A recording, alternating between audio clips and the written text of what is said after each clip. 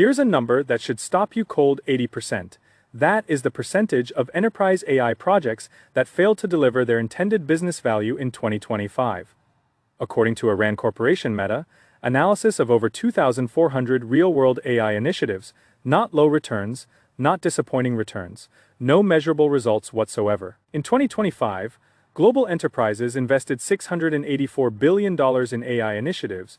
By year-end, more than $547 billion of that investment had produced nothing. And that is just the enterprise side of the equation. On the public market side, the picture is equally brutal when you look past the hype. We are in the middle of what I am calling AI Death Valley, a period where the gap between what AI companies have promised and what they can actually deliver economically is starting to be exposed in ways that capital markets cannot ignore indefinitely. The companies that survive this valley are going to be extraordinary investments. The companies that do not survive are going to destroy enormous amounts of investor wealth on the way down. Today, I am going to give you a framework to tell the difference.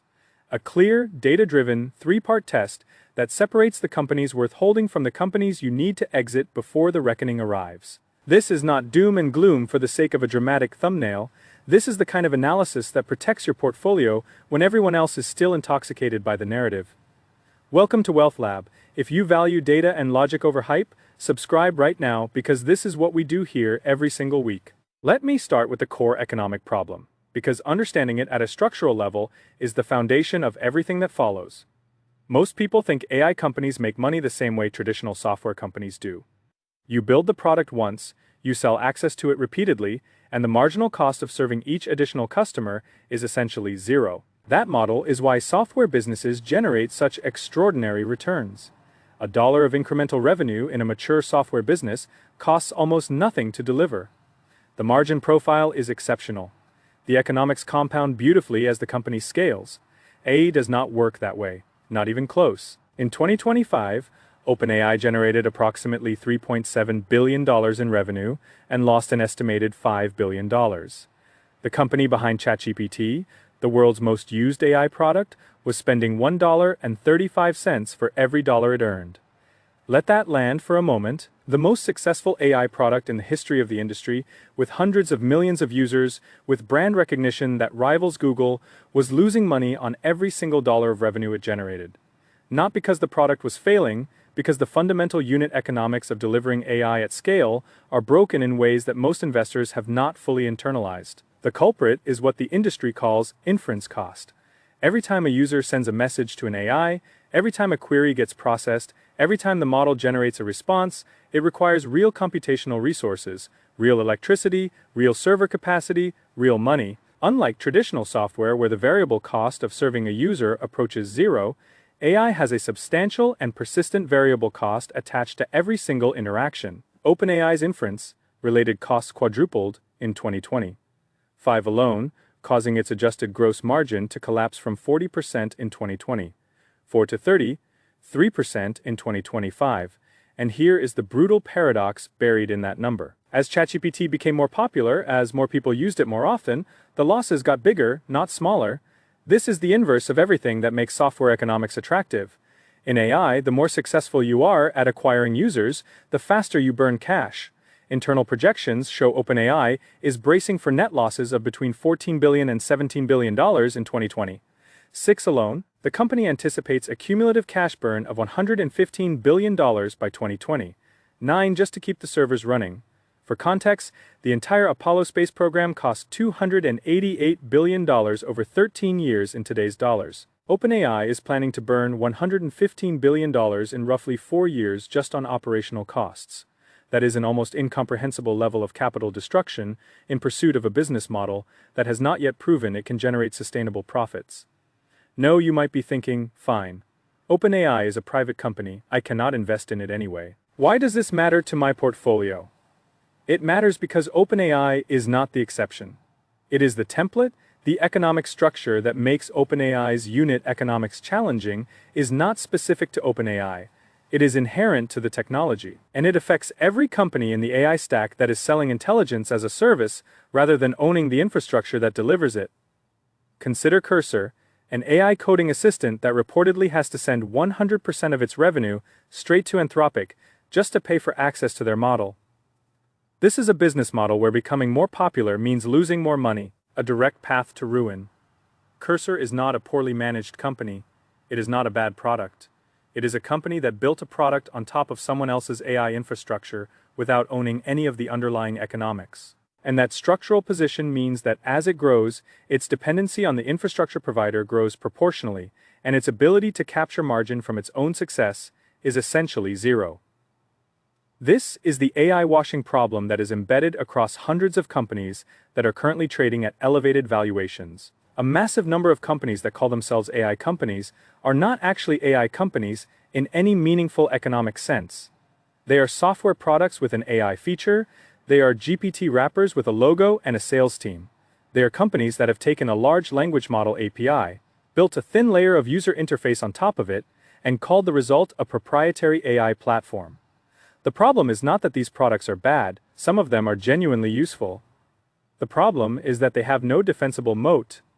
Any competitor can replicate the product in weeks. The AI model they depend on is commoditizing rapidly, which means their pricing power is declining even as their costs remain high. And when the market eventually asks the question every mature investor always asks, which is what prevents someone else from doing exactly this but cheaper, the answer is nothing. In 2026, AI inference costs now represent 85% of the enterprise AI budget. The average enterprise AI budget has grown from $1.2 million per year in 2020 to $7 million in 2026. Enterprises are spending more on AI than ever before, but the cost structure of delivering AI is consuming the lion's share of that spending. The companies capturing the value in this environment are not the ones selling the prettiest interface. They are the ones who own something that cannot be easily replicated or replaced. So how do you identify which AI companies are going to survive Death Valley and which ones are headed towards zero? I use a 3-part survivability test that I apply to every AI holding in my portfolio and every new AI investment I consider. Think of it as 3 doors that a company has to walk through to earn your capital. The first door is proprietary data. Does this company own data that its competitors cannot access? This is the most fundamental question in AI investing because the intelligence of an AI system is only as good as the data it was trained and fine-tuned on. A company that has accumulated a unique proprietary dataset over years of operations has a compounding advantage that money alone cannot buy. The data gets richer over time. The model trained on that data gets better over time. And competitors, no matter how much they spend on engineering, cannot replicate data that only exists inside one organization's walls. Think about what this looks like in practice. A company that has been processing financial transactions for decades has accumulated a dataset of financial behavior that no new entrant can replicate. A company that has been analyzing medical imaging for hospital systems has proprietary clinical data that is both legally restricted and operationally irreplaceable. A company that has been running industrial sensor networks in manufacturing plants has years of operational data that cannot be reconstructed from a standing start. That kind of data ownership transforms an AI product from a commodity service into a proprietary intelligence system with genuine competitive defensibility. The companies that fail this test are the ones whose AI capabilities are entirely dependent on a third-party model that every competitor can access on equal terms. If your AI product is built on the same OpenAI or Anthropic API that 1,000 other companies are also using, and you have not developed any proprietary training data or fine-tuning layer that makes your version meaningfully better than what anyone else could build, you have no data moat. You are competing on execution and sales alone, and in a commoditizing market, that is a race to the bottom. The second door is switching costs. How painful is it for a customer to leave? This is the question that determines whether a company can hold its customers through a competitive market environment and whether it has pricing power over time. High switching costs are the difference between a customer relationship that lasts years and generates compounding revenue and a customer relationship that lasts until a cheaper competitor shows up. The best AI businesses are the ones that get so deeply embedded in a customer's operations that removing them would be genuinely disruptive. Think about what that looks like. A company whose AI platform has been integrated into a hospital's clinical workflow, trained on that specific hospital's patient data, and connected to their electronic health record system has enormous switching costs. The cost of ripping out that system, retraining staff, losing the institutional memory embedded in the AI's fine-tuned models, and integrating a new vendor is prohibitively high. That hospital is not going to switch vendors because a competitor offers a slightly lower monthly price. They are locked in, and that lock-in is worth an enormous amount in terms of revenue predictability and margin sustainability. Contrast that with a company that sells an AI writing assistant accessed through a browser extension. The switching cost is approximately zero. A user can cancel their subscription, sign up for a competitor, and be fully operational in 15 minutes. There is no integration, there is no institutional memory, there is no embedded workflow dependency. The only thing keeping that customer is the quality of the product and the price, both of which are under constant competitive pressure. Companies with that switching cost profile are going to face brutal margin compression as the AI commodity market matures. The third door is the path to real cash flow, not adjusted EBITDA, not revenue growth, actual positive operating cash flow, or a credible near-term mechanically clear path to getting there. This is the door that most AI companies are currently failing to walk through, and it is the one that capital markets are going to demand answers on with increasing urgency as we move through 2020. Gartner predicts that 60% of AI projects lacking AI-ready data will be abandoned through 2026. That trajectory is already playing out. 88% of AI pilots never reach production at all, regardless of company size. The companies that cannot show a clear path from their current burn rate to positive cash flow are going to find it increasingly difficult to raise the next round of capital. And in an environment where inference costs remain stubbornly high, the gap between revenue and profitability is not going to close on its own through organic growth. The failure case I want to walk you through is instructive, precisely because the company involved was not obviously broken. It was a well-funded AI customer service platform that raised over $300 million across multiple rounds, had hundreds of enterprise clients, and was growing revenue rapidly. It had all the surface characteristics of a successful AI business: strong growth, named customers, a compelling product demo. But when you looked at the unit economics carefully, the picture was very different. Their gross margin was stuck below 20% because they were paying large language model inference costs on every single customer interaction. Their biggest clients were their most unprofitable clients because their heaviest users generated the most inference costs. And when the large language model pricing that their entire cost model was built on started to shift as their API provider changed pricing tiers, the economics collapsed entirely. The company did not fail because the product stopped working. It failed because the business model was structurally incapable of generating cash. And when the market stopped funding the gap between revenue and real costs, there was nowhere left to go. The survival case looks completely different.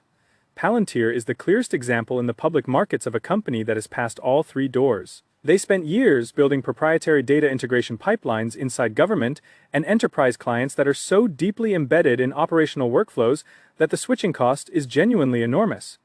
Their AI platform is not a GPT wrapper. It is a proprietary system built on top of data that lives inside their client's own infrastructure, fine-tuned to the specific operational context of each deployment. And after years of losses, they finally achieved positive operating cash flow and have been generating it consistently. When you stress test Palantir against the three doors, it passes all three with room to spare. That is why the stock has performed the way it has while many of its AI peers have struggled. Now let me give you the practical framework for auditing your own portfolio, because knowledge without action is just entertainment. Pull up every AI-related stock you currently own. For each one, ask 3 questions and answer them honestly. Question 1. Does this company own data that no competitor can access? Or is it building on top of commodity AI infrastructure that anyone can rent? If the answer is that their AI capabilities are entirely dependent on a third-party API and they have not developed any proprietary data layer, that is a red flag. Question 2. If a major customer decided to switch to a competitor tomorrow, what would that actually cost them in time, money, and operational disruption? If the honest answer is that switching is relatively easy, the pricing power and retention economics of that business are structurally weak. Question 3. Is this company generating positive operating cash flow, or does it have a mechanically clear path to doing so within the next 4 to 6 quarters, not a hand-wavy statement that profitability is coming, eventually, a specific, financially grounded story about how the unit economics close? If a company passes all 3, you have a high-quality AI holding that is likely to survive and potentially thrive through the Death Valley period. If it passes 2, you have a watchlist company that deserves monitoring but not a large position. If it passes 1 or 0, you need to ask yourself honestly what you are holding and why. Because the market is going to ask that question for you eventually, and it is going to do it at a price that is considerably lower than where the stock is today. Here is the bottom line: AI is not going away. The technology is real, the applications are real, the transformation of industries is real, and it is happening. But the idea that every company with the word AI in its pitch deck is going to survive and generate returns for investors is not real. It has never been real for any technology cycle in history. The internet was real and transformative, and the majority of .com companies still went to zero.